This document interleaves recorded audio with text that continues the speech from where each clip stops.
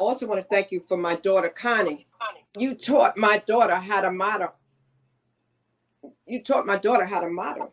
Hmm. And so when I look back at those things and I think about that journey, I mean, there's a lot of parents here I know that want to say thank you to you because you made our children shine. You helped them to have better self-esteem. You gave them that posture, you gave them that confidence, and you did all that. So you are a mighty man and you're walking in your calling for sure.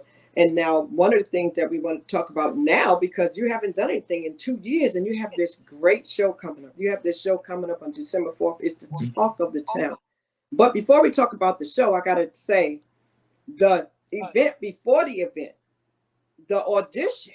The audition was an event itself. The audition was a sellout. The audition had people lined up around the building. They was coming from everywhere, and there was so much talk about the audition. So there's so much hype about this, Tim. What's going on? How'd you do that, man?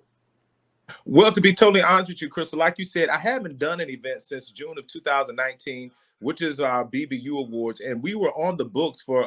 And let me know, guys, if you hear a reverb or anything like that, because I could try to switch it up or whatever. But whenever I got, I had already said that I was not going to be doing any more shows.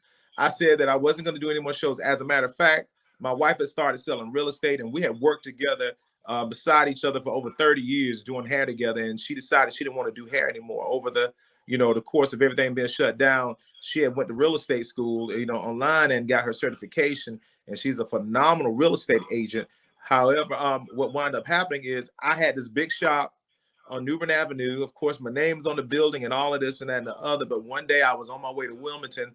My wife was showing some beach property, and I'm going to get to what you were asking me, Crystal. But the bottom line is that I just came to the conclusion on that trip, taking her to go see a client and she was showing a beach property.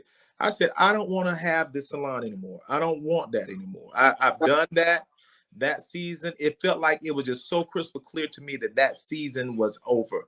And I called my guy. I said, look, this weekend you got a spot open where you can come and take the sign down off the building. He was like, for you, Tim? Yes. He was like, take the sign down. What you doing? You're opening up another salon? I said, no, closing this chapter.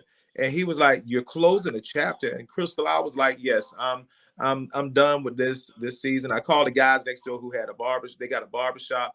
And I said, hey guys, would you like to take over my lease, with the salon? And, I basically just walked away, and I had just put thousands of dollars in renovating Wow. and, upfitting the salon and changing up everything. Because every year and a half, I would change up the decor and the floors and everything. So what wound up happening is I got me a private suite, and that's where I'm at right now in my private suite. Today was the day I did VIPs because I don't normally work on Monday. So I just came to the conclusion that, I had told my one of my production staff members, my accountant for that, I said, I'm thinking about doing, the pink holiday again. I said, I'm thinking about doing that. I did it in 2013. I said, I'm thinking about doing the pink holiday thing again. And I want to do it to, this year I want to do it. And I really want to celebrate, not just, I don't want to do it for breast cancer awareness, even though that was going to be a key component. I said, I want to celebrate those that have triumphed over breast cancer.